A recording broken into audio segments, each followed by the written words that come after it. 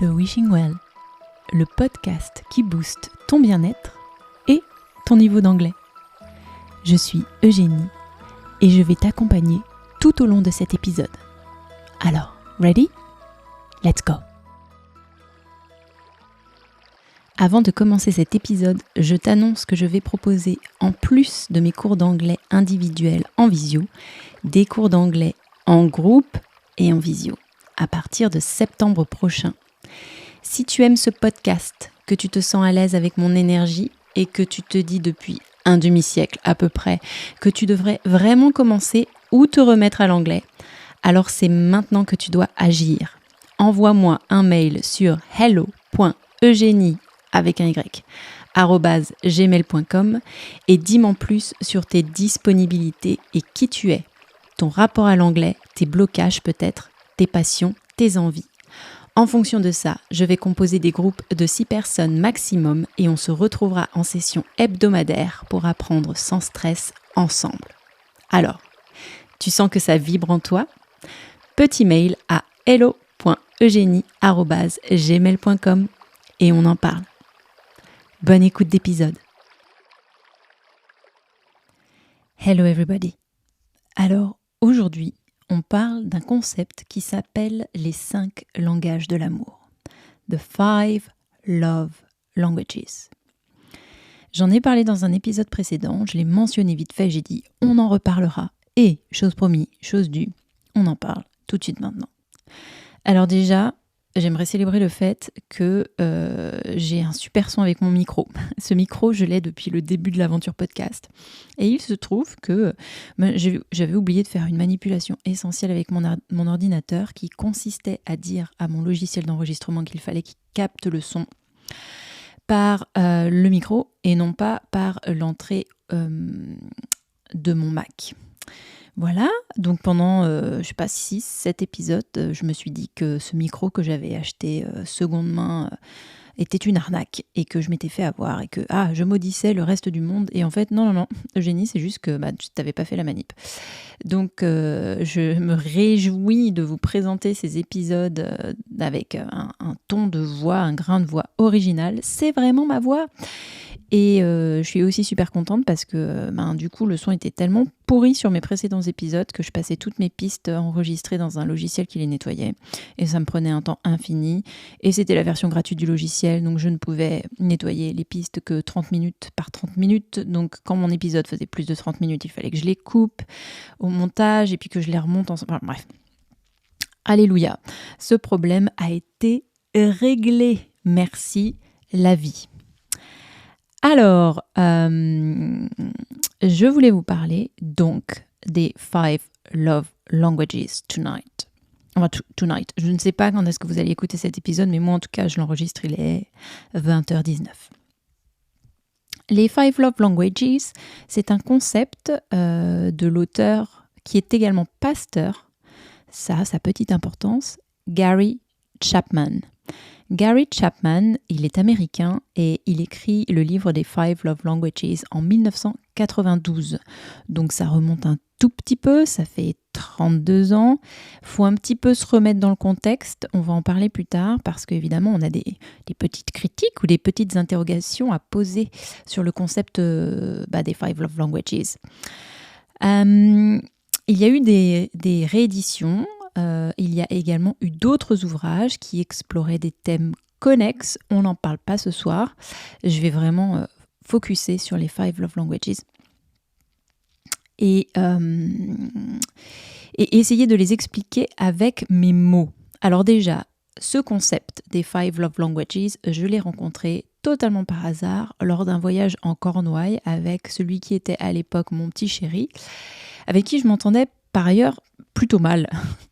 Et je pense que dans une synchronicité désespérée, je suis tombée sur le livre des 5 Love Languages. Il me semble dans mes souvenirs, après je l'ai peut-être fantasmé, mais pour cette narration, on va garder le souvenir fantasme de la chose. Il me semble qu'il y avait assez peu de livres dans la chambre dans laquelle nous étions. Je me souviens que c'était au mois de mai, mais que le temps était relativement pourri. et que du coup, on faisait notre petite trip en Cornouailles, qui par ailleurs est une région merveilleuse, sous la pluie, la brume et dans le froid. Sachant que l'ambiance entre lui et moi était assez fraîche aussi. Je ne vous fais pas un dessin du souvenir impérissable que m'a laissé ce petit road trip. Nous voilà donc dans cet Airbnb avec ces quelques livres et je tombe sur le livre des 5 Love Languages et je me dis, ce serait pas complètement inintéressant de me pencher sur la question du thème de ce livre parce que peut-être ce serait un outil pour améliorer la qualité de mon couple. Breaking news, ça n'a pas suffi, ça n'a pas fonctionné, mais je me suis toujours souvenue du concept.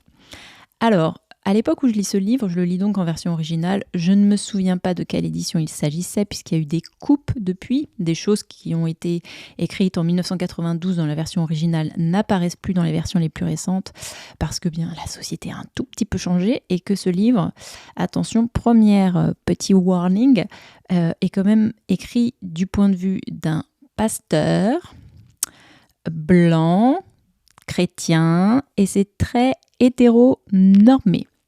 Donc on lit tout de suite cette critique à une critique constructive en se disant que c'est important du coup de réemployer ces outils et d'en parler des 5 Love Languages et peut-être les remettre un petit peu au goût du jour, les actualiser parce que les temps changent, les modes, les habitudes, les tendances changent et du coup c'est peut-être juste tout simplement une conversation ouverte. Alors plutôt que de se braquer en se disant c'est un vieux livre écrit par un vieil homme blanc chrétien, oui, mais la conversation n'est pas close. Alors ouvrons-la de nouveau. Pour ceux qui ne connaissent pas ce livre ou ce concept, on parle donc des 5 langages de l'amour en partant du principe que les démonstrations d'amour ou la façon dont nous recevons l'amour, on peut les diviser en 5 catégories différentes. Ces catégories seraient physical touch, le toucher physique, le contact physique, words of affirmation, alors traduction littérale, les mots d'affirmation, mais je crois qu'en français ça a été traduit par compliment, mots de validation, acts of service, les actes de service, quality time, le temps de qualité, receiving gifts, la réception de cadeaux, et ça nous fait les 5. Donc on va s'attarder sur chaque langage pour être bien sûr qu'on comprend la même chose. Et puis, une fois qu'on aura fait le tour, on sera plus à même d'avoir une conversation sur ce qu'on en pense. Et je vais vous donner quelques petits tuyaux pour éventuellement travailler ça dans votre couple ou dans vos relations. Par exemple, Gary Chapman a étendu ce concept à notre relationnel avec nos enfants, par exemple. Ça ne se limite pas au cadre du couple. Moi, quand j'ai lu le livre, c'était limité au cadre du couple. Donc, je vais rester majoritairement dans ce contexte-là, en sachant que je vais rester dans une conversation relativement hétéronormée également. Mais encore une fois, ouvrons la conversation si vous voulez faire des commentaires et apporter des suggestions ou des compléments à ce que je vais vous dire ce soir. Mais s'il vous plaît, faites-le. Nous en serons plus riches. Alors, on va commencer avec ce que moi j'estime être les langages de l'amour les plus simples à comprendre. Et puis, on va gentiment et tranquillement se diriger vers ceux qui sont peut-être les plus complexes à comprendre, me semble-t-il, et peut-être les moins valorisés finalement. Enfin, allons voir ce qui s'y passe. Physical touch, le toucher. Alors là, tout de suite, on comprend de quoi il s'agit. On parle du contact physique. Ça peut être un hug, ça peut être une main sur l'épaule, ça peut être se prendre la main. C'est tout ce qui est le contact de peau à peau.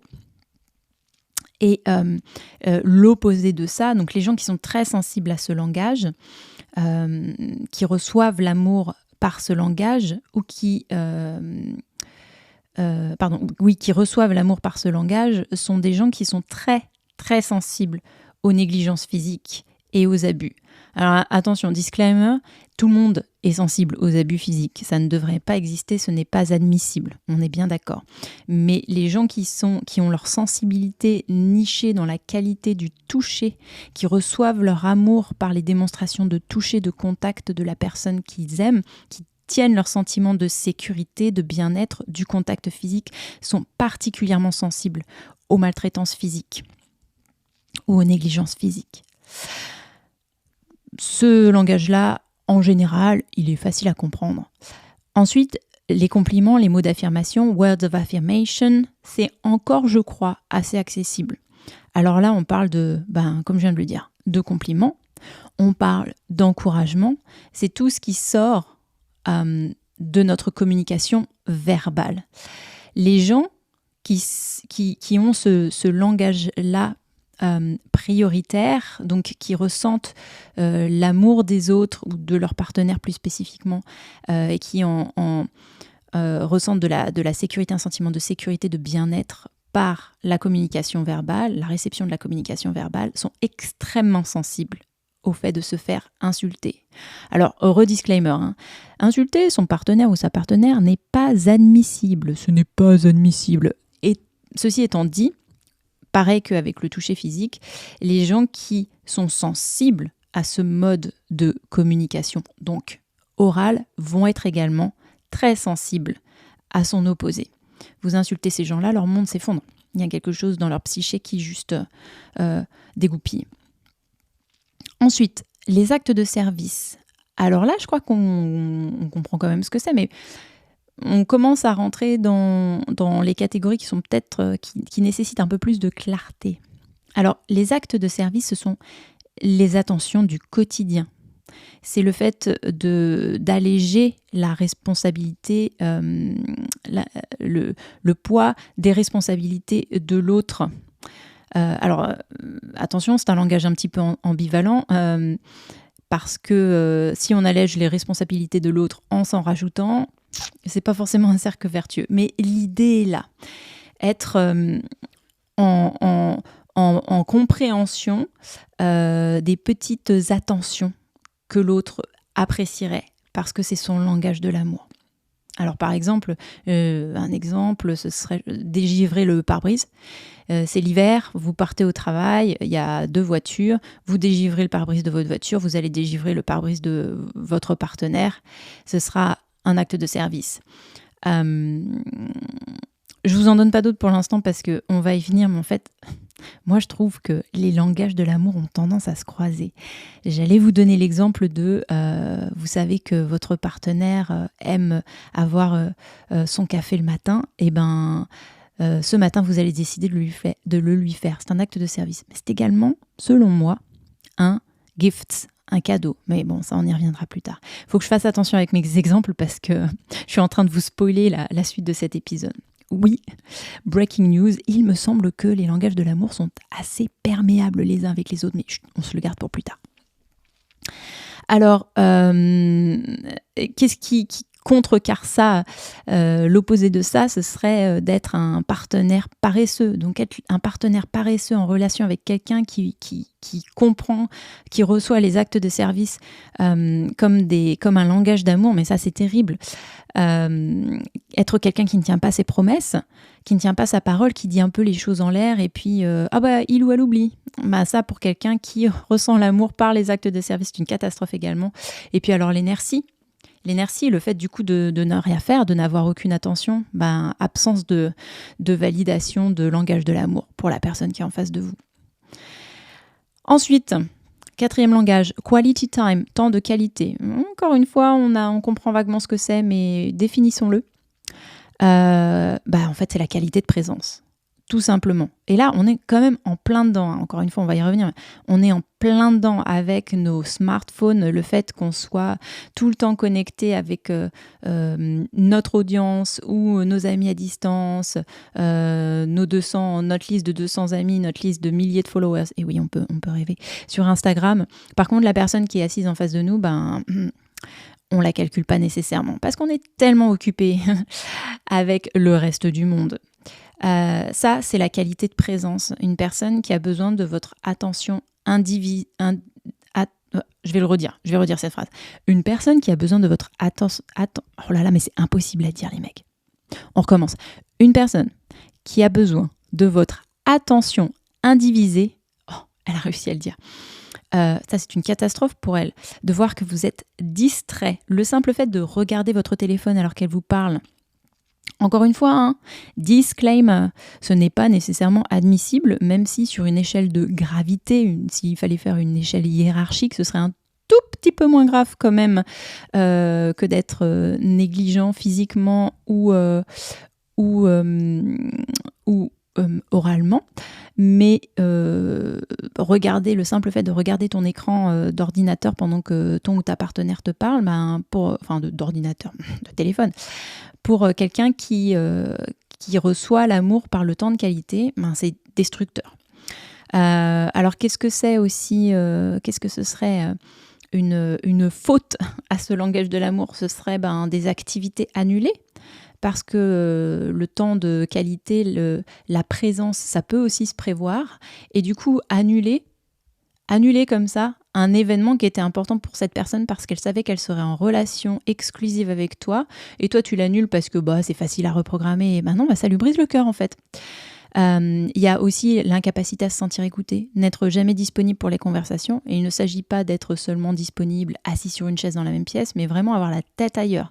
Ça, pour les personnes, les quality time persons, c'est compliqué à recevoir.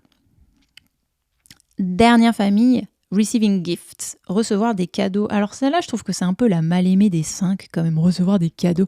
C'est tellement facile de considérer que c'est un problème de matérialiste, alors qu'en fait, pas du tout. Et je dis ça forte de, je sais pas, d'avoir lu le bouquin il y a 15 ans et d'avoir considéré que c'était la famille la plus pourrie des 5 pour commencer, et que non mais moi pas du tout, je ne suis pas du tout dans les cadeaux. Et en fait, si, ce n'est pas nécessairement mon langage primaire, mais on va encore y revenir, hein. C'est un petit peu limité de se désigner un langage primaire ou prioritaire. Mais je me suis rendu compte au fil du temps, en me familiarisant avec ce concept, que ça voulait quand même dire quelque chose et que c'était pas forcément une déviance de personnes matérialistes que d'aimer les cadeaux. Le cadeau, c'est quelque chose que l'on fait, qui nous a demandé un effort ou du temps et que l'on donne à la personne. Donc encore une fois, un peu de perméabilité entre les familles, hein. À ce moment-là, il y a une histoire de temps de qualité, non ? Quand on fait un cadeau de ses mains, ça contient pas ça non plus ? Si, mais on y reviendra. Ça peut être quelque chose de fait, quelque chose de physique, mais ça peut être aussi une pensée. Et oui. Par exemple, se souvenir des dates d'anniversaire, ça rentre dans la catégorie de recevoir les cadeaux. Moi, je sais que ça choque beaucoup dans mon cercle à moi, donc je n'en fais pas une généralité, mais la génération de ma mère. Alors, je ne sais pas si c'est parce que eux, ils n'avaient pas les outils technologiques qu'on a aujourd'hui, et que du coup, ils ont entraîné des capacités que nous, on n'a plus trop besoin d'entraîner, à savoir retenir les numéros de téléphone, parce qu'à part noter sur un papier, avoir son calepin et je sais pas d'où ça vient, mais j'ai l'impression que la génération de ma mère, et en tout cas dans le cercle que je connais de gens qui sont dans les âges de ma mère, ils sont super doués avec les chiffres. Ils calculent encore de tête, ils prennent un papier à crayon, tac, tac, tac, tac, tac. Ok, ils ont leur téléphone à côté, ils ont l'application calculette, mais ils y vont pas, tu vois. Et du coup, il y a un comportement de l'ordre de retenir les dates, c'est facile. Moi, je retiens pas très bien les nombres. Je pense que j'étais un petit peu feignante autour du thème. J'ai décroché avec les maths aux alentours de la première, et j'ai eu une note catastrophique au bac. J'ai eu 4 sur 20, coefficient 5. Et oui, bravo. Et mon professeur de maths s'appelait Monsieur 3, ça aurait été excellent que j'ai 3 sur 20, mais bon, j'ai pas réussi à avoir 3 sur 20, je crois qu'ils m'ont donné un point supplémentaire pour l'encre que j'ai utilisée sur mon papier, j'ai eu 4 sur 20. Heureusement que j'avais pris des options facultatives pour me faire remonter un petit peu, parce que j'aurais peut-être pas eu mon bac, sinon coefficient 5, ça fait quand même beaucoup. Bon bref, tout ça pour dire que j'ai peut-être pas fait le travail qu'il fallait, c'est peut-être quelque chose que j'aurais pu rééquilibrer, mais moi je suis nulle avec les chiffres et les dates, je ne retiens pas, c'est-à-dire que là encore avant-hier, je suis passée à la poste pour déposer un colis pour une amie, on m'a demandé mon numéro de téléphone, il a fallu que je ferme les yeux pour me souvenir de mon numéro de téléphone. Alors d'accord, j'ai déménagé de l'Angleterre à la France il y a 1 an et demi. Enfin bon, ça fait quand même 1 an et demi que j'ai le même numéro de téléphone avec le même préfixe. Je devrais pouvoir m'en souvenir, mais non. Non. Puis c'est pareil, j'ai 2 cartes bancaires avec donc deux codes différents, ma carte française et ma carte anglaise. Et là, en prenant de l'argent au guichet, là, en tapant mon code pour ma carte française, je me suis dit, Eugénie, répète-toi mentalement également le code de ta carte anglaise, parce qu'en fait, tu vas finir par oublier, quoi. Alors que je l'utilise à peu près toutes les 6 semaines quand je vais en Angleterre ou que je fais un achat sur une plateforme où je préfère payer en pounds. Voilà, mon relationnel aux chiffres est de cet ordre-là. Donc, pour une personne qui est dans la réception de cadeaux, c'est un peu compliqué. Quelqu'un qui, par exemple, ne se souvient pas des anniversaires, ça va avoir une signification différente. Moi, je trouve que, quand même, bon, j'oublie votre anniversaire, mais bon, je finis par vous le souhaiter dans la bonne quinzaine, quand même. Enfin, non. Non, en fait, ça fait juste mal au cœur à ces personnes qui sont sensibles à ça. Alors, on a dit que recevoir des cadeaux, c'était ou un cadeau physique, ou une pensée, une démarche intellectuelle, que ça pouvait être du coup un cadeau préparé, on y a mis du temps, des efforts, et ça peut également être, parce qu'on pense tout de suite aux anniversaires, aux événements, puisque c'est à Noël qu'on donne des cadeaux, c'est aux anniversaires, c'est au mariage, mais pas que, ce sont aussi les attentions du quotidien. Par exemple, non, je vais pas vous le dire tout de suite parce que sinon je me grille pour la fin de l'épisode. Oui, il y a une surprise à la fin de l'épisode. Voilà, les attentions du quotidien. La tasse de café dont on a parlé tout à l'heure. Je vous ai dit que c'était quoi, un acte de service et que oui, c'était de l'ordre du cadeau. Encore une fois, communication un peu perméable entre les langages, chose qui n'est pas du tout abordée dans le livre, ou en tout cas pas dans la version que j'ai lue moi. Voilà, alors c'est intéressant de poser ça là, déjà sans aller plus loin dans la réflexion, parce que le simple fait que l'on divise l'amour en langages, donc en l'occurrence en 5 langages, et qu'on se pose la question de quel rapport j'ai avec les différents langages et est-ce que je peux les hiérarchiser ? Le simple fait d'y penser, et d'autant plus si on y pense avec son ou sa partenaire, ça ouvre le dialogue. Et rien que pour ça, mais c'est une pépite ce concept. Rien que pour ça. Alors après, on va être un petit peu tatillon, on va aller poser des limitations sur le concept, on va essayer de s'interroger sur 2-3 petits trucs. Mais en vrai, j'arrêterai le podcast là, l'épisode là, j'aurais déjà fait mon job et vous auriez déjà un outil super génial. Parce que ça permet simplement d'ouvrir le dialogue avec quelque chose de ludique. On parle que de 5 catégories, pas de 15. C'est pas compliqué à comprendre. Tout de suite, ça met le... Vous m'avez entendu claquer des doigts ? Et oui, parce que j'ai un super micro maintenant. Comme ça. Tout de suite, ça met le mental en effervescence et puis c'est un jeu. On fait ça. Moi, je l'ai fait avec mon ex sur la table du dîner, la table du salon un soir, alors que je lançais le concept comme ça. Ça l'a vachement accroché et je trouve qu'il y a quelque chose de très joueur là-dedans. Pour un concept qui, par ailleurs, englobe toute la complexité de la relation, de la communication relationnelle, de se comprendre, de faire le travail, d'avancer ensemble, de reconnecter. Ça dédramatise beaucoup, je trouve, d'utiliser cet outil-là. Donc rien que pour ça, déjà, je suis contente d'avoir enregistré ces 20 premières minutes d'épisode. Mais on va aller plus loin. Alors déjà, ces 5 langages de l'amour, vous pouvez faire une liste. Ce serait un premier exercice de une liste hiérarchique et en vrai, il va falloir y revenir parce que c'est pas si simple que de faire la liste et de dire c'est immuable, c'est faux. Déjà, ça va changer tout au long de votre vie.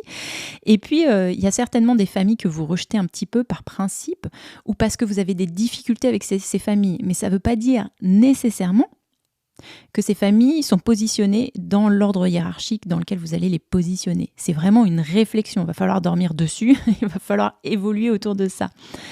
Alors déjà, vous pouvez faire une liste des langages de l'amour que vous aimez recevoir. Et les lister par importance. Qu'est-ce qui vous parle le plus ? Que votre partenaire vous touche, qu'il vous complimente, qu'il soit au service de vous, de votre vie, de ce qui vous entoure, qu'il vous dédie du temps de qualité ou qu'il vous fasse des cadeaux. Vous allez également faire une liste. Vous ne pouvez être responsable que de la liste qui vous concerne. Si vous pouvez faire j'allais dire le travail, mais non, le jeu avec votre partenaire en simultané, c'est d'autant mieux. Mais n'essayez pas de le faire pour lui ou elle, ça ne va pas fonctionner. C'est vous qui faites votre propre liste et à partir de là, vous faites avancer le schmilblick. C'est un petit peu comme tout dans le couple. Vous ne pouvez pas forcer la personne en face à se poser des questions, à ajuster, à changer, ça doit venir de lui ou elle, quoi. Donc, occupez-vous déjà de ce qui vous concerne. Donc, faites votre liste. Comment est-ce que vous recevez l'amour ? Et ensuite, vous faites la liste de comment est-ce que vous donnez l'amour. Et là, on n'est pas forcément sur la même hiérarchie. Et ça, c'est super intéressant parce que moi, au début, j'avais pas fait ça. Moi, j'avais fait de comment je reçois l'amour. Et mon chéri, il avait fait comment il recevait l'amour. Et on était là, ah bah oui, tu vois, on n'a pas la même liste. Mais en fait, c'est pas pertinent de le faire comme ça. Fais tes deux listes. Comment tu le donnes, comment tu le reçois. Et à partir de ça, que ton partenaire ou ta partenaire fasse la même chose pour lui ou elle. Comment il le donne, comment il le reçoit. Et après, vous comparez vos 4 listes. Et là, c'est super pertinent. Parce que tu vas voir la façon dont ton partenaire estime qu'il exprime son amour envers toi et la façon dont toi, tu voudrais recevoir l'amour. Et là, tout de suite, tu vas voir. Si, par exemple, si lui, il estime te donner son amour par le toucher et que toi, le toucher, c'est tout en bas de ta liste de réception, ah bah là, il y a clairement un souci de dynamique, il y a clairement quelque chose qu'il faut rééquilibrer. Tout de suite, ça va mettre en lumière. Et encore une fois, comme on a 5 catégories, c'est vite vu. Ça va mettre en lumière les dynamiques et tout de suite éclairer votre communication au sens large. Voilà, premier exercice que je vous conseille de faire à l'issue de ces 24 minutes, c'est ça. Maintenant que vous avez fait cet exercice et que on va parler de ce que moi je considère être les limitations du process. Et après, on ira voir les petits exercices qu'on peut faire si vous avez du mal, vous êtes plus ou moins challengé par certains langages que vous aimeriez davantage donner à votre partenaire, mais pour lesquels vous êtes un peu frileux. On va se donner des petites idées d'exercices ou d'activités un petit peu ludiques, quoi.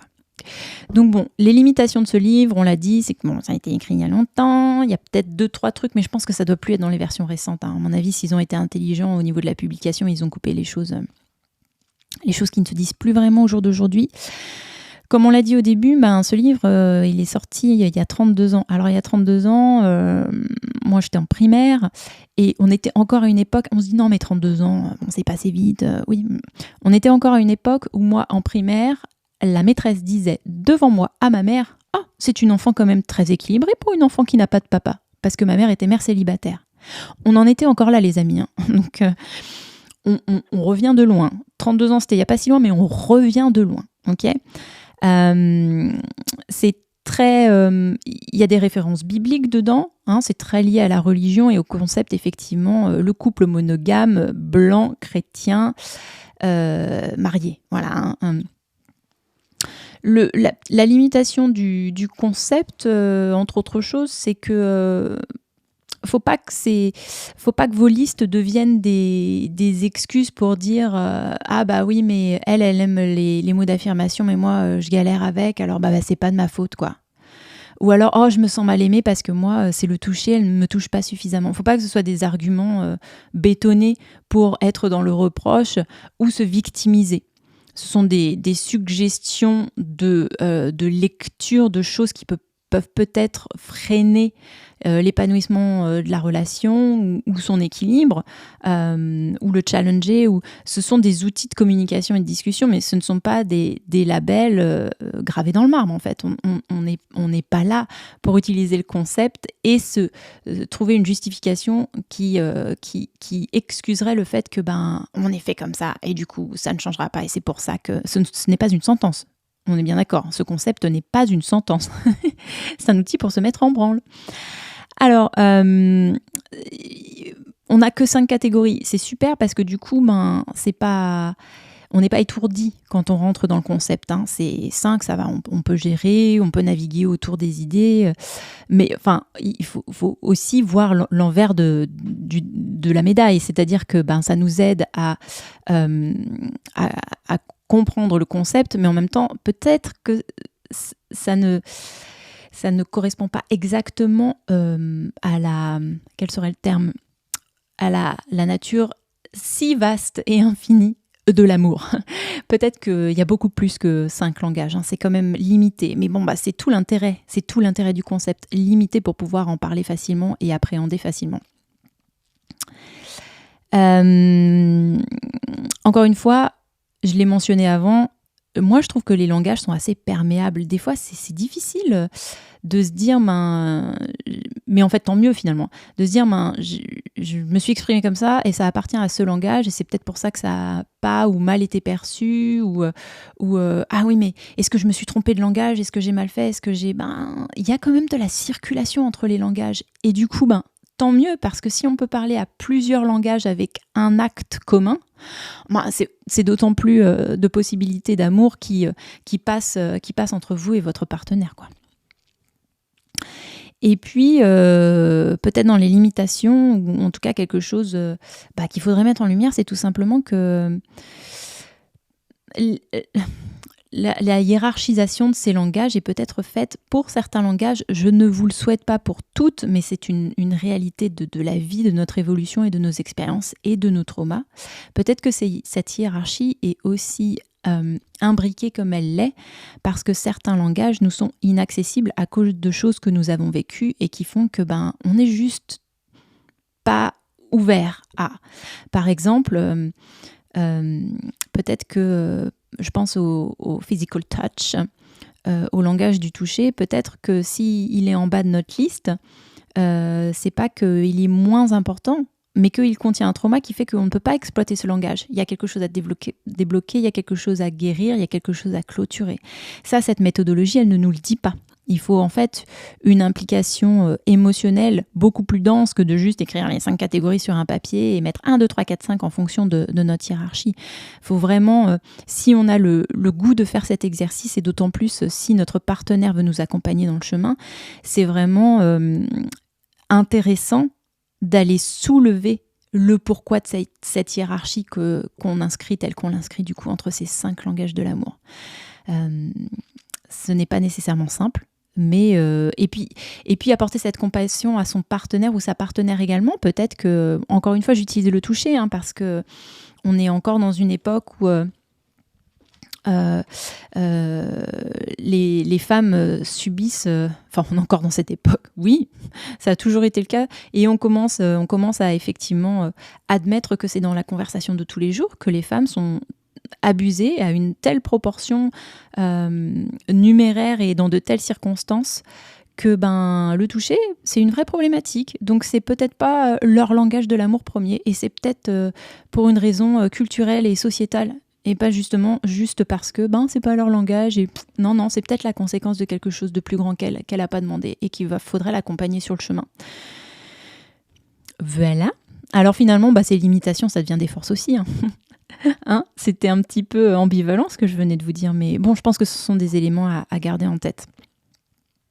Alors, qu'est-ce que je peux vous dire ? On va parler des petits exercices. On va parler des petits exercices et on finira avec les statistiques. J'ai des belles statistiques pour conclure cet épisode. Je n'étais pas sûre où j'allais les mettre, mais je vais les garder pour la fin. Et alors, attendez, je prends une petite note parce que j'ai un truc à dire à la fin et je ne veux pas oublier. Et vous allez comprendre pourquoi, mais il va falloir écouter cet épisode jusqu'au bout. Voilà. Alors, si vous avez fait l'exercice de la liste hiérarchique avec votre partenaire et que vous vous rendez compte que tout en haut de sa liste, il y a le love language qui est tout en haut de sa liste de réception, il y a le love language qui est tout en bas de votre liste de donation. Va peut-être falloir taffer un petit peu dessus. Et c'est OK.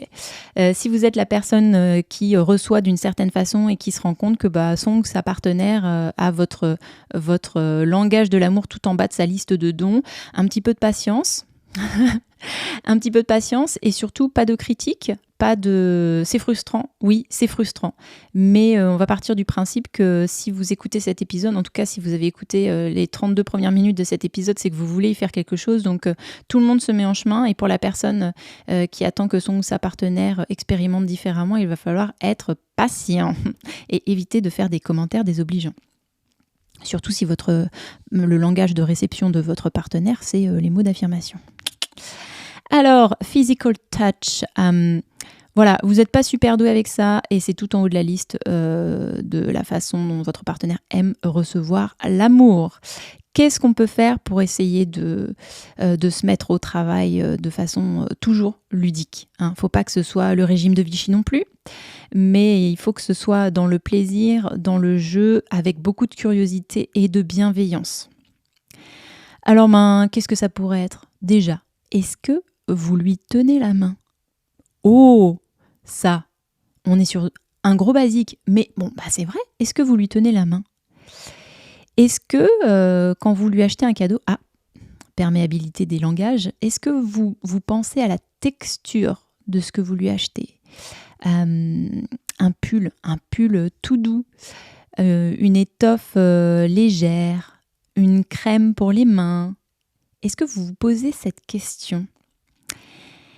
Est-ce que vous pouvez éventuellement combiner le langage du contact physique avec les mots d'affirmation par exemple, vous dites « je t'aime ». Si par exemple c'est une famille de langage facile pour vous ou en haut de votre liste, les mots d'affirmation « je t'aime », et couplez ça avec un câlin. Comme ça, c'est en haut de votre liste de dons et en même temps, vous couplez ça avec un langage qui est en haut de la liste de réception de votre partenaire. Prenez dans les bras, touchez, créez le contact quand vous dites « je t'aime ». En plus, ça va créer des circuits de connexion qui seront vertueux pour l'un comme pour l'autre. Qu'est-ce qu'on a d'autre? Alors, je relis mes notes, mais comme j'ai très mal écrit, je n'arrive pas à relire mon écriture. Ah oui, vous gagnez des points bonus si vous touchez votre partenaire en présence de témoins. Alors, il ne faut pas faire ça parce que je sais que c'est une opération bonus, alors je le fais. Il faut quand même qu'il y ait quelque chose de... Vous êtes en conscience, mais en conscience désintéressée. C'est pas pour recevoir une récompense à la fin. Vous voulez, en fait, la récompense, c'est le bien-être de votre partenaire. Vous voulez pas une médaille, en fait. Vous voulez pas qu'on vous reconnaisse et qu'on vous dise bravo et qu'on vous donne des mots d'affirmation, par exemple. C'est pas pour recevoir en retour. Ce que vous recevez en retour, c'est juste que vous faites votre boulot et c'est cool de partenaire, votre boulot de partenaire. Donc, présence de témoin, ça survalide l'acte de toucher pour la personne qui le reçoit et qui a ça en haut de sa liste. Et problématique récurrente moderne, la distance. Qu'est-ce qu'on fait quand on est à distance? Vous êtes avec quelqu'un dont le langage prioritaire, c'est le langage du toucher et vous avez une relation longue distance. Mais comment vous faites? Comment vous faites au quotidien?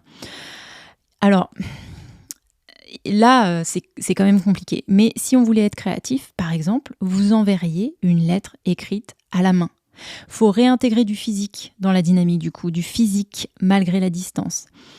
Oui, ça prend du temps. Du coup, ça devient aussi un quality time et un acte de service et un gift. Et pour peu que vous mettiez des mots d'affirmation dedans, mais c'est incroyable. Je l'avais pas noté ça, je viens de m'en rendre compte. Vous vous rendez compte? Dis donc, là on est dans un truc extraordinaire. La lettre écrite à la main, elle traverse les 5 langages de l'amour, dépendamment de ce que vous mettez dedans. Vous pouvez laisser un habit. Il nous est pas totalement étranger de laisser un t-shirt traîner derrière nous quand nous quittons notre chéri ou changer. Alors ça, c'est un truc que je fais. La veille du départ de l'un ou de l'autre, vous changez les draps, vous mettez des draps propres et comme ça, vous dormez une nuit dedans. L'odeur va rester. Elle ne va pas rester pendant 107 ans, mais l'empreinte du toucher va rester après le départ de l'autre. Vous pouvez aussi laisser un objet. Quelque chose qui se touche, ce n'est pas nécessairement le toucher de l'autre, mais c'est quelque chose qui a rapport au toucher. Donc ça peut être n'importe quel objet. Quelque chose que vous pouvez prendre dans votre main. Ça peut également être une photo. Une photo, mais pas une photo envoyée sur le téléphone portable. Ça, on vit beaucoup avec le dématérialisé, mais pour la personne dont le physical touch est important, le dématérialisé, c'est quand même pas idéal. Donc, remettez du matériel dans la vie de cette personne si vous n'êtes pas en présence de cette personne. Ensuite, les words of affirmation. Le gros basique, c'est tu t'en sors pas très bien avec tes words of affirmation, il faut que tu travailles dessus. Déjà, choisis bien tes mots. Simple, basique. Fais attention à ce que tu dis, parce que la personne en face de toi, elle est très sensible à ça et elle reçoit l'amour par ça. Ensuite, fais peut-être, tu vois, si t'es pas très sûr, il n'y a pas de honte, fais un petit peu le compte. Est-ce que sur une semaine, par exemple, tu peux calculer les compliments que tu fais à ton ou ta partenaire, les mots de validation, les je t'aime, et tu vas me dire, si déjà tu es en train de te dire, non, je vais pas faire une liste ou je vais pas m'en sortir, c'est que tu t'en sors bien. Si tu es sur un rythme qui te semble OK, reste là-dessus. Alors après, il n'est pas impossible, parce qu'on n'est pas des sauvages et qu'on peut se le demander, il n'est pas impossible que ta partenaire estime que ce ne soit pas suffisant Et auquel cas, si t'es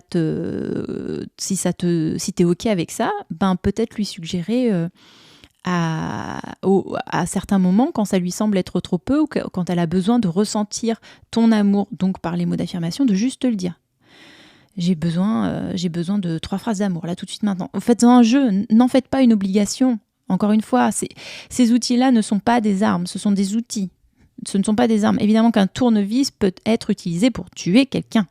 N'importe quel outil peut devenir une arme, mais c'est pas l'intention ici. On est vraiment là pour solidifier le meuble qu'est votre relation en utilisant cet outil tournevis pour restabiliser le meuble en resserrant un peu les vis. C'est tout simplement ça. Tout simplement ça. Qu'est-ce qu'on peut dire ? Se dire je t'aime, se dire je t'aime. Les Anglais, ils sont à la cool avec ça. Ils se disent « love you, I love you ». Et presque comme ils se disent au revoir. Ça sort tout seul, c'est génial. Et ils ont plein de petits mots d'amour, même quand ils se connaissent pas, en fait, tu vois. Tu vas aux urgences à l'hôpital, on va t'appeler darling. Tu vas commander une bière au bar, on va t'appeler sweetheart. Tu vois, ils sont pas farouches avec leurs mots d'amour. Et c'est très, très agréable. Je crois il faut y aller pour s'en rendre compte, en fait, à quel point nous, on est sévère et retenu par rapport à ça. Il y a vraiment quelque chose qui passe de l'ordre de... Même si c'est pas ton langage prioritaire, hein, tu sens vraiment l'amour avec ces mots-là. Encore une fois, tu as des points bonus si tu complimentes ou tu valorises verbalement ton ou ta partenaire devant des témoins ou des gens. Et encore une fois, c'est pas pour avoir le bon point que tu fais ça, hein. C'est parce que juste ça t'importe qu'il ou elle se sente bien et reçoive l'amour que tu lui donnes. Tu es là pour faire en sorte que le tuyau de l'amour reste fluide. Donc, encore une fois, tu fais ton boulot, c'est pas pour avoir la médaille. Tu peux tout simplement dire merci. S'il te plaît. On est vraiment sur du basique, mais ça compte tellement. Ça compte tellement. D'autant plus pour une personne qui est sensible aux mots d'affirmation. Mais ces petits mots, c'est du quotidien. Ça se mange sans fin. Et puis encore une fois, problématique de la distance, qu'est-ce qu'on fait ? Allez, c'est parti, le texto, le WhatsApp message, il faut le faire. Il faut le faire. Il ne faut pas que ça entrave ta liberté, mais si tu en es conscient et que ça ne te coûte rien et que ça te crée du plaisir et que tu sais que ça va créer du plaisir et un sentiment de sécurité et de bien-être chez ton ou ta partenaire, mais juste fais-le. Sois généreux ou généreuse. Voilà. Et puis tout simplement nommer les choses telles qu'elles sont. Valoriser les qualités de la personne, tu vois. Je sais pas, il passe l'éponge sur la table après que vous ayez mangé. Oh, je vois que tu es en train de passer l'éponge sur la table. Je t'admire pour ça parce qu'en plus c'est un acte de service. Ça me soulage et puis ça nous fait une belle tape pour la suite. Enfin, vous trouvez vos mots, mais vous voyez ce que je veux dire, quoi. Alors justement, les actes de service. Se mettre au service d'eux, ce n'est pas nécessairement être au service de la personne qui est notre compagnon ou notre compagne. Tu peux être aussi au service de quelqu'un qu'il ou elle aime ou d'une cause qui lui tient à cœur. C'est ça aussi, être au service. C'est beaucoup plus vaste que je te dégivre ton pare-brise. C'est s'occuper d'un organisme de charité, donner à un organisme de charité qu'elle soutient ou prendre soin de sa grand-mère, par exemple, et aller la visiter à l'occasion dans la maison de retraite dans laquelle elle se trouve. Enfin, ce sont des actes de service, par exemple. Tu peux aussi verbaliser. Alors, là, allez, mot d'affirmation, mais on verbalise aussi. Regarde, aujourd'hui, je te montre mon amour en faisant ça. Tu as le droit de faire ça, tu as le droit de mettre en lumière, évidemment, de valoriser tes actes de service. Ils seront reçus. Mais tu gagnes aussi des points à dire, tu sais quoi, je l'ai fait en conscience. C'est pas, j'ai pas passé l'éponge sur la table parce que, mais non, mais je sais que ça te fait plaisir. Je sais que ça te décharge. Je sais que tu apprécies d'autant plus et c'est pour ça que je l'ai fait. Je l'ai fait pour toi, pour notre bien-être et notre amour, en fait, notre relation. Tu peux aussi, sans avoir honte, encore une fois, demander une liste des choses à faire. Attention, warning. Vous n'êtes pas, je m'adresse principalement aux hommes, je suis désolée, je vais être obligée de genrer le truc. Messieurs, vous n'êtes pas nos assistants. Vous n'êtes pas, je répète, vous n'êtes pas nos assistants. Vous êtes adorables. Vous venez nous voir parce qu'on est en train de préparer à manger et vous nous dites comment est-ce que je peux t'aider. Et nous, ça nous fait bouillir de l'intérieur parce qu'en fait, vous n'êtes pas nos assistants. Comment est-ce que je peux faire ma part? C'est ça que tu voulais dire en fait. Je suis pas là pour te dire ce qu'il faut que tu fasses. Tu me vois éplucher les carottes, et ben prends la mandoline et rappelez parce que tu es bien au courant que nous allons faire une salade. Hein, ce n'est pas demander une liste des choses à faire, ce n'est pas pour être materné. On est bien d'accord. Ce n'est pas, en plus ça rajoute du poids à votre partenaire qui doit, en plus de ce qu'elle fait, faire une liste. Il faut que ce soit, encore une fois, ludique, dans la bonne humeur, et puis que ce soit bien pensé, quoi. Demandez, qu'est-ce que je peux faire pour te soulager aujourd'hui, que tu avais prévu, toi, de faire? Qu'est-ce que je peux faire pour te soulager?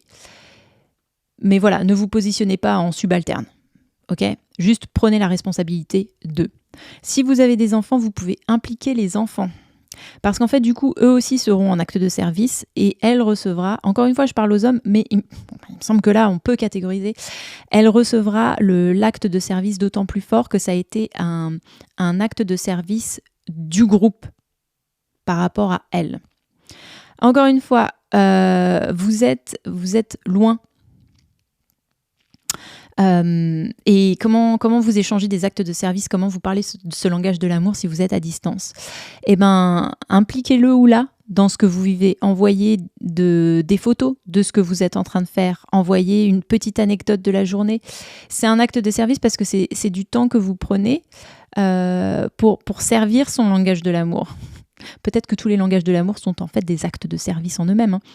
Mais du coup, créez cette connexion puis glisser des mots d'affirmation comme ça. Encore une fois, les langages sont perméables. Créer ce contexte-là s'il n'existe pas en présentiel. N'attendez pas qu'elle demande. Anticipez. Vous la connaissez. Je sais que vous la connaissez. Non, ne froncez pas les sourcils. Non, ne levez pas les yeux au ciel. Vous savez très bien ce que vous pouvez faire pour prendre votre part, pour la décharger, pour alléger ses responsabilités. Vous savez pertinemment quand vous jouez le jeu de la paresse, vous savez pertinemment quand vous n'avez pas tenu votre parole, vous savez pertinemment quand vous êtes inerte. Allez, ça dégage les mecs. Vous êtes braves, vous êtes forts, vous êtes nos chevaliers, vous savez faire. Et on sait que vous savez faire. Donc faites. Voilà. Et puis, les actes de service... par exemple, c'est pas forcément le faire soi. Alors attention, encore une fois, ne vous dédouanez pas les mecs, ce n'est pas une invitation à se dédouaner, mais si vous avez plus d'argent que de temps, attention, c'est une équation, il faut la garder telle qu'elle. Si vous avez plus d'argent que de temps, je ne dis pas si vous avez de l'argent, je dis bien si vous avez plus d'argent que de temps, vous pouvez déléguer à quelqu'un que vous employez. Par exemple, on parle de ménage. Je prends cet exemple-là. Comme ça, c'est pas elle qui le fait. D'accord, c'est pas vous non plus. Mais vous le faites pas parce que vous manquez de temps et que vous avez plus d'argent que vous n'avez de temps. Je répète, cette équation ne fonctionne que si elle est formulée telle qu'elle. Si vous payez quelqu'un pour faire le ménage alors que vous auriez le temps de le faire avec elle, ça ne va pas fonctionner. Ça ne va pas fonctionner. Et puis tout simplement, aidez-la à préserver son temps. J'ai genré cette famille d'actes de service. Je l'ai complètement genré. Mais je crois qu'effectivement, les femmes sont les reines des actes de service, bon an, mal an, et que les hommes essayent de plus en plus, mais quand même ont tendance à bien en profiter. Je crois qu'on est en train de sortir de quelque chose, mais on a un pied dehors. On n'est pas encore dans la nouvelle ère. La révolution ménagère n'a pas encore eu lieu. Aidez-la à préserver son temps. Dégagez-lui du temps, en fait. C'est ça aussi un acte de service. Elle est en train d'élever les enfants à la maison, ou en tout cas, elle a pris un boulot à plein temps, elle a diminué ses heures de travail pour être plus souvent avec les enfants, parce que vous êtes mis d'accord, parce que c'est son choix et c'est OK. Elle a quand même le droit d'aller prendre en main. Elle a quand même le droit d'aller se promener. Vous prenez les enfants, vous les emmenez au parc et vous lui dites « Ma chérie, là, pendant 2 heures, tu fais ce que tu veux. Et si ce que tu veux, ça consiste à faire la sieste, alléluia. » À bon entendeur. Alors, on continue. Quality time, le temps de qualité. Par exemple, si vous êtes en galère avec ça, déjà posez votre téléphone. Merci. Éteignez la sonnerie si ça vous stimule trop. Moi, par exemple, mon téléphone, je le fais pas nécessairement pour le temps de qualité. Je le fais parce que, en fait, ça me stresse et je veux pas être esclave de mon téléphone, mais ça servirait quelqu'un qui est en galère à donner du temps de qualité comme langage de l'amour. moi, j'ai pas de sonnerie sur mon téléphone et j'ai même enlevé le vibreur. Alors, oui, c'est très pénible pour les gens qui essaient de me joindre. Par contre, quand je suis au courant que j'attends un coup de fil important, évidemment, je remets. Mais ça veut dire que je ne suis pas distraite. Si je suis en train de manger et que ça sonne, en fait, ça sonne pas. Ça vibre pas. Je suis en train de manger. Je supprime la distraction. Le téléphone est à mon service. Je ne suis pas au service de mon téléphone, ni des gens qui essayent de me joindre. Voilà. Vous pouvez vous dédier des moments et des endroits où vous octroyez ce temps de qualité. C'est ok de prévoir. Bah ouais, c'est moins glamour, mais ça se fait, hein. Ça se fait. Et puis, c'est une parole respectée. Et donc, les paroles respectées, c'est acte de service. Encore une fois, on criss-cross les langages. Vous pouvez donc préparer des moments, des endroits, des activités que vous partagez. Si vous êtes à distance, encore une fois, ça couple un petit peu avec les actes de service. Envoyez des photos ou des anecdotes. Comme ça, vous partagez votre temps de qualité avec la personne qui n'est pas à vos côtés, mais qui du coup fait partie de la narrative. Vous pouvez partager une activité qu'elle aime ou qu'il aime particulièrement. Même quelque chose auquel vous n'êtes pas initié. Et si vous devez prendre un petit cours pour vous mettre à niveau, bah c'est cool, non ? C'est chouette. Parce que là, en termes de temps de présence, vous vous rendez compte, vous vous mettez en présence totale avec votre partenaire à partager quelque chose qu'elle maîtrise et que vous maîtrisez moins. Ça, c'est fort, non ? Vous gagnez des points bonus. Vous pouvez organiser un week-end. Alors là, on est dans les projets, mais ça peut être aussi simple que tous les jours. Vous allez me dire, non, c'est pas simple. Bah, en fait, si, c'est simple, mais il suffit de le vouloir. Tous les jours, vous prévoyez un temps pour faire le point.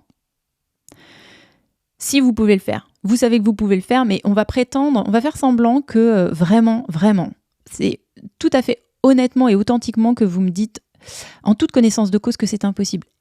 Vous passez du temps sur Facebook avec vos potes, vous passez du temps à regarder les informations, vous n'allez pas me faire croire que ce qui se passe à l'autre bout du monde, c'est plus important que ce qui se passe dans votre maison. Je suis pas en train de dire que c'est pas important. Je suis juste en train de dire, vous pouvez pas dire à votre partenaire que vous n'avez pas le temps, alors qu'en fait, il ou elle voit très bien que vous avez le temps pour des choses qui se passent très très loin. Et soudain, vous n'avez plus de temps pour des choses qui se passent très très près. Ça peut pas passer comme discours. Hein. Ça peut pas passer. Qu'est-ce qu'on a d'autre ? Vous pouvez rêver ensemble. On va finir là-dessus avec le quality time. Vous pouvez rêver ensemble d'un projet de voyage. Les finances sont peut-être un petit peu short, le temps est peut-être un petit peu short, c'est peut-être pas le moment de faire ça, c'est peut-être pas... Mais construisez un projet ensemble, un projet de quality time ensemble. Pas juste un resto, pas juste un week-end. Et ce grand voyage que vous voulez faire, on a tous des grands voyages qu'on veut faire dans notre vie. Mais allez-y, organisez-le. Je vous dis pas de le faire dans 2 mois, je vous dis pas de le faire dans 1 an, mais parlez-en déjà. Parlez de ce grand projet que vous allez préparer en toute présence ensemble et que vous allez vivre en toute présence ensemble. C'est merveilleux ça. Alors, on finit avec Receiving Gifts, des petites idées pour ceux qui se sentent un petit peu, ils savent pas trop comment faire. Déjà, je l'ai dit plus tôt, on pense à cadeau, on pense à occasion. Bon bah d'accord, ok. Quand c'est Noël par exemple, les enfants, on leur donne un calendrier de l'Avent. Il y a une anticipation à arriver au jour de Noël où on aura plein de cadeaux. Et ils sont tellement contents d'ouvrir leur petite fenêtre tous les jours pendant presque 1 mois. Ben là c'est pareil. Pourquoi vous amplifiez pas les occasions ? Pourquoi vous ne déroulez pas un tapis de 12 jours de petits présents pour honorer cette personne qui adore les présents avant son anniversaire ? Vous n'êtes pas obligé de le faire pour Noël. Noël, c'est un petit peu particulier, mais par exemple pour l'anniversaire, c'est très particulier l'anniversaire de quelqu'un. C'est son jour de soleil, c'est le jour où il ou elle est né, où le monde l'a accueilli. C'est la célébration de cette personne-là, quoi. Est-ce que vous pouvez entourer son anniversaire d'une aura de cadeaux ? C'est pas obligé d'être des grands cadeaux. Ça peut être, on l'a vu, puisque les familles se répondent et parlent entre elles. Ça peut être des attentions, ça peut être un poème en mot d'affirmation, ça peut être un câlin de 2 minutes ininterrompu. Faites-en un jeu, faites-en quelque chose de ludique. Je pense que ces langages qui sont des langages de l'amour qui concernent la population adulte que nous sommes, parlent aussi aux enfants qui sont en nous, à nos enfants intérieurs, sur plein de niveaux. Faites-en quelque chose d'excitant, de drôle, de pertinent, de mignon, de ludique. Ça peut être un cadeau de la nature aussi, vous n'êtes pas obligé d'acheter des choses, hein. Vous êtes sur votre chemin pour aller à l'école, à l'école, pardon. Du coup, j'ai parlé de l'enfant. Mais oui, allez, on va dire que vous déposez les enfants à l'école, donc acte de service, et en plus, vous faites quality time avec vos enfants en leur disant qu'ils sont intelligents et braves et merveilleux, words of affirmation, et en leur tenant la main. Physical touch, bon. Et vous trouvez un caillou en forme de cœur par terre. Prenez-le, c'est votre attention pour votre partenaire. Vous allez bien le laver en rentrant et puis vous allez lui donner. Vous n'avez pas besoin d'acheter quelque chose. La nature est magnifique. Vous pouvez trouver des cadeaux qui ne coûtent rien dans la nature. Vous pouvez faire des cadeaux symboliques. On nous l'a dit beaucoup en chanson. J'essayais de trouver une chanson pertinente, mais je pensais à Claude François. Si j'avais un marteau, je cognerais le jour, je cognerais la nuit, j'y mettrais tout mon... Si j'avais un marteau, je te construirais une maison. Il y a Elton John aussi dans Your Song qui dit quelque chose du genre si j'étais un forgeron, je ferais ci, je ferais ça. C'est symbolique. Alors encore une fois, il ne s'agit pas de faire de dire des choses en l'air. Il faut que ça ait une signification authentique. Mais tu sais, si j'avais cette compétence-là, si j'avais ces moyens-là, si j'avais ce temps-là, je ferais ça pour toi. Ça a du sens aussi. Ça a du sens. Quoi d'autre ? Tu peux demander de l'aide. Hein. Tu peux demander de l'aide. T'es pas tout seul à devoir décider du cadeau, ou tu peux t'inspirer en fait. Demander à un parent, un frère, une sœur, un voisin, une voisine qui a sa propre perception de la personne. Quelle serait une bonne idée de cadeau à lui faire ? Parce que des fois, souvent, quand arrive Noël, on est un peu bloqué avec les cadeaux à faire aux garçons. Non ? Vous n'avez pas cet oncle qui reçoit toujours une paire de chaussettes ou des gants ou un bonnet pour Noël. Ça vous fait pas mal au cœur. Et on n'est pas obligé d'être toute seule à faire ou tout seul à faire la réflexion intellectuelle. Hein. Peut-être qu'on peut demander aux gens qui les connaissent mieux ou à d'autres gens pour faire un conciliabule et trouver quelque chose de pertinent. Parce qu'on se rappelle que pour la personne qui utilise les cadeaux comme langage de réception de l'amour, un cadeau qui n'est pas pensé, un cadeau qui est fait à la va-vite, c'est dévastateur. Alors, je vais tousser. Et je ne couperai même pas au montage. Le cadeau, c'est aussi le cadeau de la présence. Alors attention, quality time. Quality time et gift, ça va bien ensemble, en vrai, je trouve. Le cadeau de la présence dans un monde où on est tellement distrait, c'est quand même quelque chose de fort. Et on le sait, et on n'a pas besoin de se le dire. Ah oui, je te fais remarquer quand même que j'ai posé mon téléphone et que là, ce soir, je vais passer 1 heure à regarder un film avec toi et puis on va passer une demi-heure à faire le point. On n'a pas besoin de se le dire, on le sait pertinemment. Voilà. Qu'est-ce qui pourrait être envisagé aussi ? Ah oui, vous pouvez offrir un livre qui a trait à un sujet que il ou elle aime ou qui l'intéresse et vous dire que vous allez le lire ensemble et vous allez en discuter ensemble. Alors là, on est sur du temps de qualité également. On est presque sur de l'acte de service. Pour peu que ce soit un livre qui vous emmène vers une activité, vous vous mettez du coup au service d'eux, même si ça ne va pas vers une activité, mais ça fait augmenter la compréhension de quelque chose qui a de l'attrait pour votre compagne ou votre compagnon. Vous mettez au service d'eux. Enfin, voilà, encore une fois, on est en transverse entre les différents langages. Et puis dans le thème, et on va finir là-dessus, des cadeaux immatériels, ça se fait beaucoup en Angleterre. Moi, je l'avais fait sur quelques anniversaires, faire un don à un organisme de charité. Donc là, on est dans un acte de service également.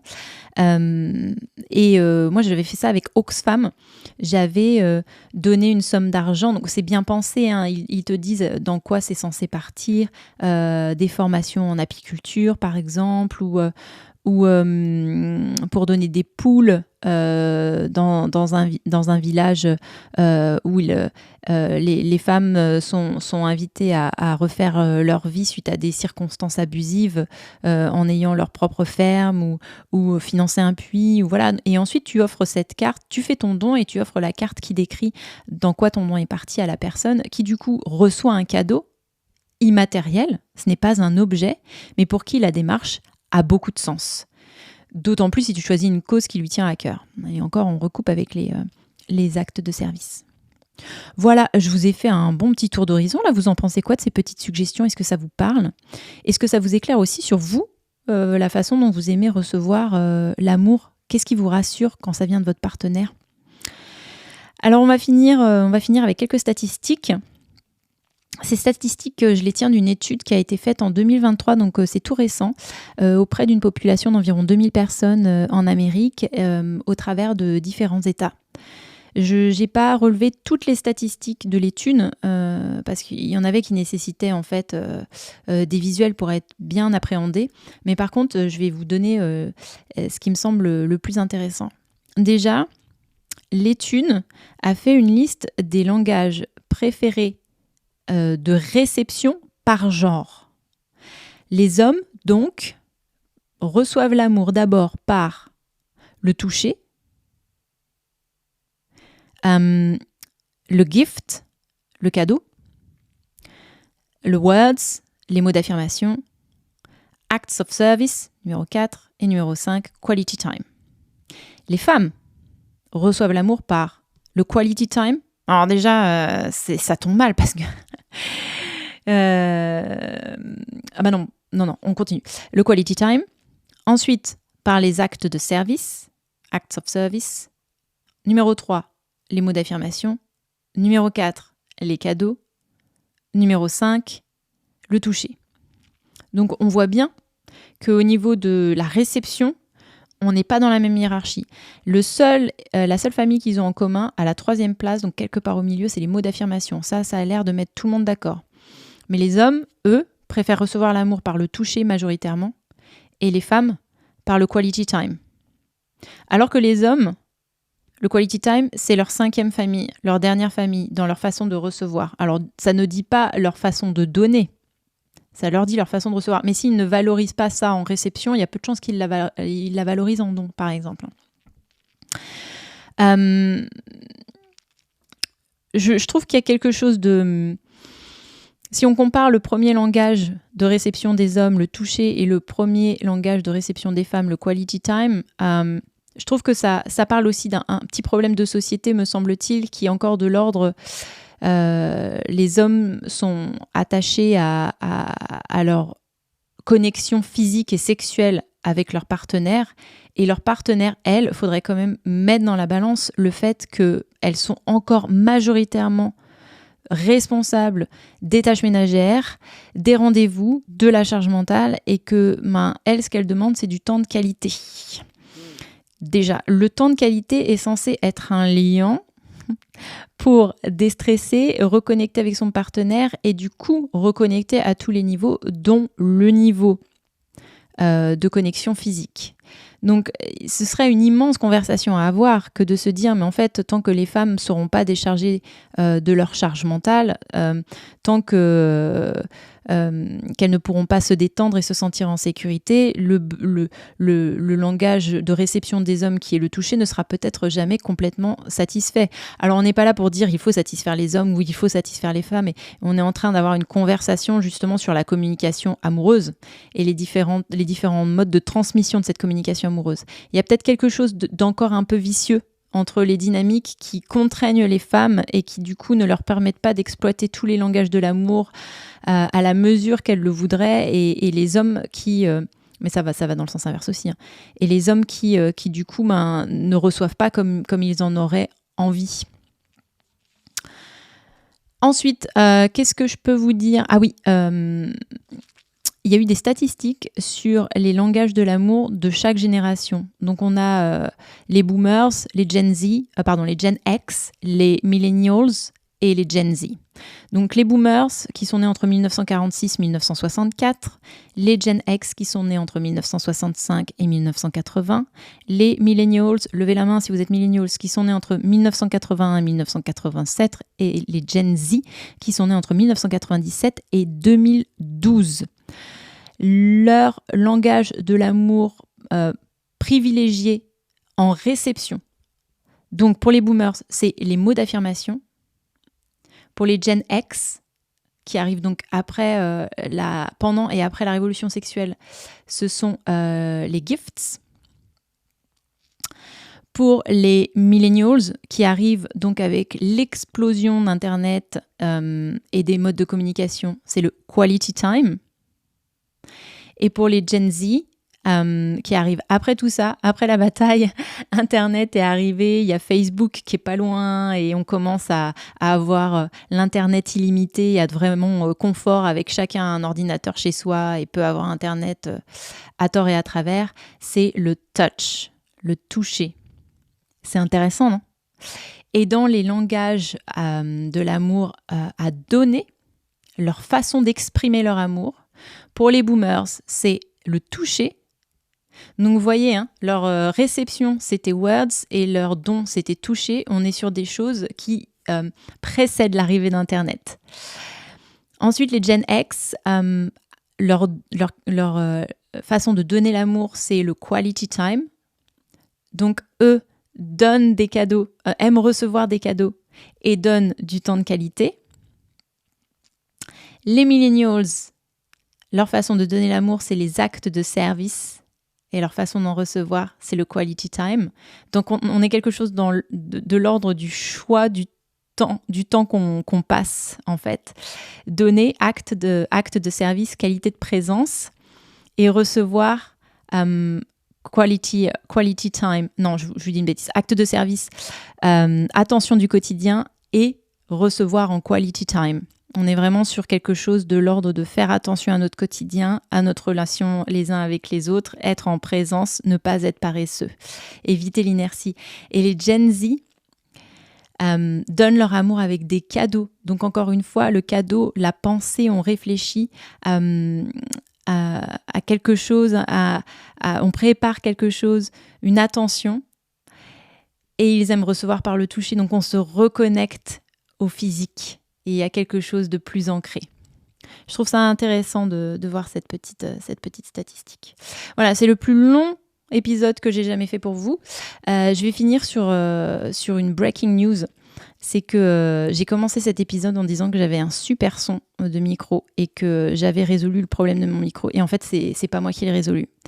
Et j'ai fait exprès d'attendre la fin pour vous le dire parce que je voulais vous exposer toutes les catégories des langages de l'amour avant de faire ce que je vais faire, et j'ai failli me griller à plusieurs reprises le long de cet épisode. Je voulais sortir pour mon chéri, parce que j'ai un chéri merveilleux et je bénis l'univers et le ciel et la vie de l'avoir mis sur mon chemin. J'aurai l'occasion de vous en parler dans un autre épisode et vous allez peut-être le rencontrer, enfin je pense, à un moment donné on va sûrement faire des épisodes en commun parce que Breaking News, c'est lui qui m'a formée au podcast. Et ben c'est mon chéri à qui j'ai demandé un jour de me filer un coup de main avec mon micro et qui est allé voir et qui s'est mis en acte de service et en quality time, qui a dédié du temps et toute son attention alors qu'il était là en week-end pour résoudre mon problème. Et je voulais le mentionner parce que lui est très sensible aux words of affirmations. Et quand il a besoin de words of affirmation, il me demande en journée, on a un petit code, donne-moi 3 phrases d'amour. Et je lui donne parce que ce n'est pas un effort en fait. Quand vous êtes avec quelqu'un avec qui vous voulez travailler, et parce que je veux rééduquer cette capacité à échanger des mots d'amour avec lui, des mots d'affirmation, des compliments, des encouragements, chose que je n'ai jamais vraiment pratiquée parce que dans ma famille, on fait pas trop ça, et que si ça a déjà manqué à mes partenaires, en fait, ils l'ont jamais mis en mots. Donc, je me suis un petit peu assis sur mes lauriers parce que je veux entraîner ça avec lui pour démarrer cette qualité de présence dans le lui, son langage premier, parce que pour lui, c'est très clair, c'est ça son langage premier. Pour lui, je veux faire le travail, je veux faire le chemin, et je lui dis, s'il te plaît mon chéri, dis-le-moi. Pour l'instant, dis-le-moi, juste dis-moi le mot de code, 3 phrases d'amour, oui. Et ça vient tout seul parce que le vivier il est là, parce que l'amour est là, parce que ce n'est pas une contrainte, parce que c'est ludique, parce que ça me fait plaisir, parce que ça lui fait plaisir, parce que ça nous met en harmonie. C'est très beau en fait, ce concept des langages de l'amour. Donc voilà, je voulais le mentionner, je voulais te dire merci mon chéri. Et grâce à toi, nous avons un son merveilleux, et grâce à toi, je révise aussi ces concepts des 5 langages de l'amour, parce que c'est dans une conversation qui nous concerne que je l'ai mentionné et que je me suis dit que je pouvais faire un épisode de podcast sur le sujet. Et tout simplement, si tu étais là, je te ferai un câlin, mais t'es pas là. Alors, pour encore renforcer notre communication, j'ai envie de te dire que je t'aime. Mais je vous aime tous également, vous qui m'écoutez. Et j'espère que cet épisode vous servira à harmoniser vos relations et vous ouvrira un petit panel d'outils supplémentaires pour guérir vos blessures, vous découvrir votre partenaire davantage et faire que vos relations dansent. Voilà, on a fait le tour. Je crois bien que oui. Bye bye my loves. Si cet épisode t'a plu, tu peux t'abonner, partager, me laisser un avis, un commentaire, une super note ou tout plein d'étoiles. Tu peux également me suivre sur mon Instagram, Eugénie_couture, ou m'envoyer un mail sur hello.eugenie@gmail.com. I hope to see you next week. Lots of love.